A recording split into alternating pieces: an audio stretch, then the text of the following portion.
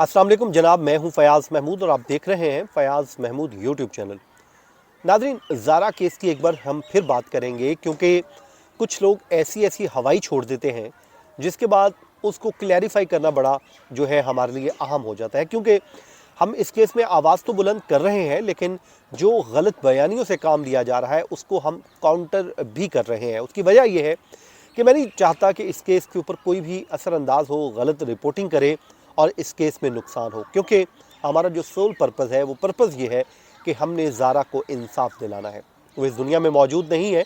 लेकिन आप या मैं या कोई भी दूसरा शख्स उसके लिए आवाज़ बुलंद कर रहा है और किसी भी ज़रिए से कर रहा है, तो उसके लिए खुदारा करते रहिए। जस्टिस फॉर ज़ारा का जो आपने एक सिलसिला शुरू किया हुआ है, मेरी वीडियो में भी आके कमेंट सेक्शन में भी करते हैं और जब आप शेयर करते हैं तो वो भी ज़रूर किया कीजिए। अब मामला ये है कि 2-3 कंट्रोवर्सी चल रही हैं, जिसमें एक तो कदीर की शादी से मुतल्लिक सेकंड मैरिज, दूसरा जो है इशू जो चल रहा है वो इशू ये है कि उसमें जितने भी जो इश्यूज़ आ रहे हैं उसमें बच्चों के हवाले से या जो शाफ़े के हवाले से इशू चल रहा है उस पर हमने बात करनी है। और साथ ही साथ हमने आपको वो भी बताना है कि एक और जो है शोशा छोड़ा गया कि शायद कदीर की अपने ससुर के साथ भी कोई नाराज़ी शुरू हो गई है, या फिर वो अपनी माँ और बहनों को जो भी इसमें मुलविस हैं उनको माफ़ करने जा रहा है। तो इस पे ग़ुलाम शब्बीर साहब का भरपूर किस्म का मौक़िफ़ सामने आ गया है, जो हम आपके सामने लेकर आए हैं वो हम आपके सामने इस वीडियो में रख देते हैं। नाज़रीन, इसका सबसे पहले मैंने आपको ख़बर दे दी थी कि इनकम्प्लीट चालान जो है पुलिस का वो तैयार हो चुका है और वो चालान अब कोर्ट में भी जा चुका है, लेकिन हतमी चालान के लिए Punjab forensic science lab agency की रिपोर्ट्स का इंतज़ार है, जिसमें डीएनए रिपोर्ट्स आनी है। जो पोस्टमार्टम किया गया था उनके भी जो सैंपल लिए गए थे और दीगर जो वहाँ से वॉशरूम से फॉरेंसिक टीमों ने एविडेंस कलेक्ट किया था, वो तमाम का तमाम एविडेंस जो है उनका हतमी नतीजा क्या निकलता है उसका इंतज़ार किया जा रहा है। अब पुलिस की जानिब से 4 लोगों को तो अरेस्ट कर लिया गया था, जिनका फ़िज़िकल रिमांड भी हासिल किया गया था, जिसमें यास्मीन जो नंद थी,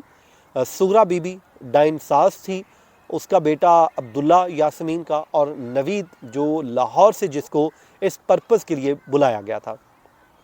साथ ही साथ सुगरा की दूसरी बेटी सबा जो उम्रा करके आई थी उसको भी पुलिस ने अरेस्ट कर लिया था, उसका एक बेटा, और उनके अलावा 2 और लोगों को हिरासत में लिया था। इनको ज़ेरे हिरासत रख के पुलिस ने इन्वेस्टिगेट किया और इन्वेस्टिगेट करने के बाद पुलिस इस नतीजे पर पहुंच गई कि भाई ये 2 लोग जो हैं वो मुलविस नहीं है, तो पुलिस ने उनको चालान में बेगुनाह करार दे दिया। अब जाहिर है जब वो बेगुनाह हो चुके हैं तो अब उनको छोड़ दिया जाएगा या अदालत उनको छोड़ देगी, क्योंकि पुलिस चालान की रोशनी में उनका इस केस में कोई लिंक साबित नहीं हुआ है। लेकिन 4 दरिंदानुमा इंसानों के जो है लिंक पुलिस साबित करने में कामयाब रही अपनी चालान रिपोर्ट के मुताबिक। अब उन्होंने इसको अदालत में भी साबित करना है, जिसके लिए उस एविडेंस का इंतज़ार किया जा रहा है जो evidence Punjab forensic science lab agency देगी, और उसके बाद इनका जो केस है वो कोर्ट में चलेगा और कोर्ट इनको अगर सज़ा होती है, केस साबित होता है तो इनको सज़ाएं सुनाई जाएंगी। और हम उम्मीद करते हैं कि इनको इंशाल्लाह इनके किए की सज़ा ज़रूर मिलेगी, एक इस अदालत से और एक अल्लाह की अदालत से। अब नाज़रीन, जब ग़ुलाम शब्बीर साहब उस दिन कोर्ट हियरिंग पे जाते हैं और वहाँ पर जब पहुँचते हैं तो ज़ाहिर है उनसे अच्छा एक मौका था इन तमाम तर चीज़ों को क्लैरिफाई करने का कि भाई ये उन्हीं से पूछ लिया जाए कि क्या क्या हुआ है।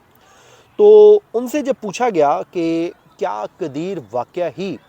इस पूरे मामले में मुलविस है,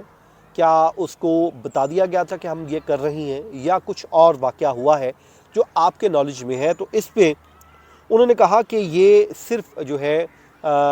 ऐसी कोई बात नहीं है, बल्कि कदीर जो है वो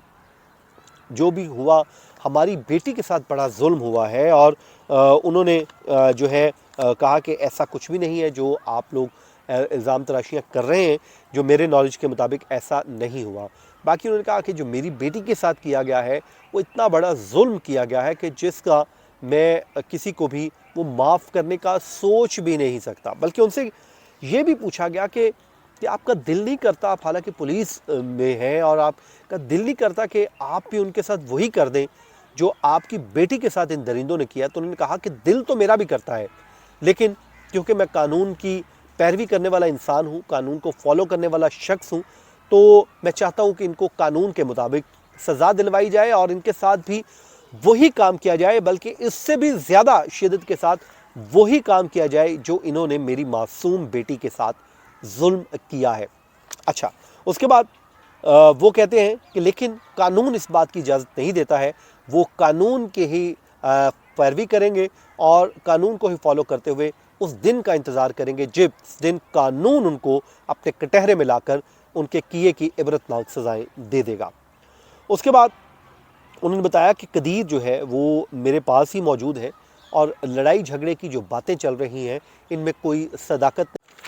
उसके बाद उन्होंने बताया जी कदीर जो है वो उन्हीं के साथ रह रहा है और वो जो है मुआफ़ी की जो बातें चल रही हैं अभी तक तो ऐसा कुछ नहीं है, आगे चलकर क्या होगा इस पे वो कहते हैं कि मैं कुछ कह नहीं सकता। लेकिन एक बात जो तय है वो बड़ी अच्छी बात हुई कि इसमें ग़ुलाम शब्बीर साहब ख़ुद वो मुद्दई मुकदमा है, तो इसलिए जो है इस केस में माफ़ी का जो रास्ते हैं वो अब बंद हो चुके हैं। उसकी वजह ये है कि अगर माफ़ करते हैं तो वो ग़ुलाम शब्बीर साहब करते हैं और अगर वो भी कर देते हैं तो उसके बावजूद जो पुलिस ने दफ़ात लगा दी हैं जिसमें रियासत माफ़ नहीं करेगी, तो इसलिए इन मुल्ज़मान की माफ़ी के तमाम तर रास्ते जो हैं वो बंद हो चुके हैं। और बाकी उनसे जब पूछा गया कि क्या कदीर ने कोई दूसरी शादी रचा ली है, तो इस पे भी उन्होंने जवाब दिया कि ऐसी भी कोई बात नहीं है, वो हमारे साथ रह रहा है, उसका बच्चा हमारे साथ मौजूद है।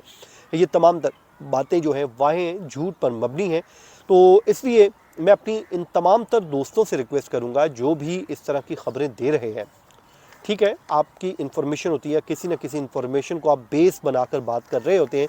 लेकिन जब आप झूठ बोलते हैं, जब आप किसी खबर की तस्दीक नहीं करते हैं, तो फिर यकीन कीजिए उसका जो इम्पैक्ट है वो ख़राब होना शुरू हो जाता है और केस जो है वो भी ख़राब होना शुरू हो जाता है। अभी तक देखें आप लोगों ने, मैंने, सब ने ग़ुलाम शब्बीर साहब को फुल सपोर्ट किया है और हम उनके साथ खड़े हैं, उनके साथ शाना बशाना खड़े हैं। मैं नहीं जानता उनको, ना मेरी उनसे कोई मुलाकात है, लेकिन मैं ये समझता हूँ कि ये हम एक फ़रीज़ा सर अंजाम दे रहे हैं और सच का साथ दे रहे हैं और ज़ालिम के ख़िलाफ़ खड़े हैं और हमें ज़ालिम के अगेंस्ट ही खड़े होना है। उम्मीद करते हैं कि इसमें बच्ची को न सिर्फ इंसाफ मिलेगा बल्कि इंसाफ होता हुआ दिखाई भी देगा। मुझे दीजिए इजाज़त, अपनी दुआओं में याद रखिए इस उम्मीद के साथ कि ये मुल्ज़मान अपने इबरतनाक अंजाम को एक दिन ज़रूर पहुँचेंगे। अल्लाह हाफ़िज़। उसके बाद उन्होंने बताया जी कदीर जो है वो उन्हीं के साथ रह रहा है और वो जो है मुआफ़ी की जो बातें चल रही हैं अभी तक तो ऐसा कुछ नहीं है, आगे चलकर क्या होगा इस पे वो कहते हैं कि मैं कुछ कह नहीं सकता। लेकिन एक बात जो तय है वो बड़ी अच्छी बात हुई कि इसमें ग़ुलाम शब्बीर साहब ख़ुद वो मुद्दई मुकदमा है, तो इसलिए जो है इस केस में माफ़ी का जो रास्ते हैं वो अब बंद हो चुके हैं। उसकी वजह ये है कि अगर माफ़ करते हैं तो वो ग़ुलाम शब्बीर साहब करते हैं और अगर वो भी कर देते हैं तो उसके बावजूद जो पुलिस ने दफ़ात लगा दी हैं जिसमें रियासत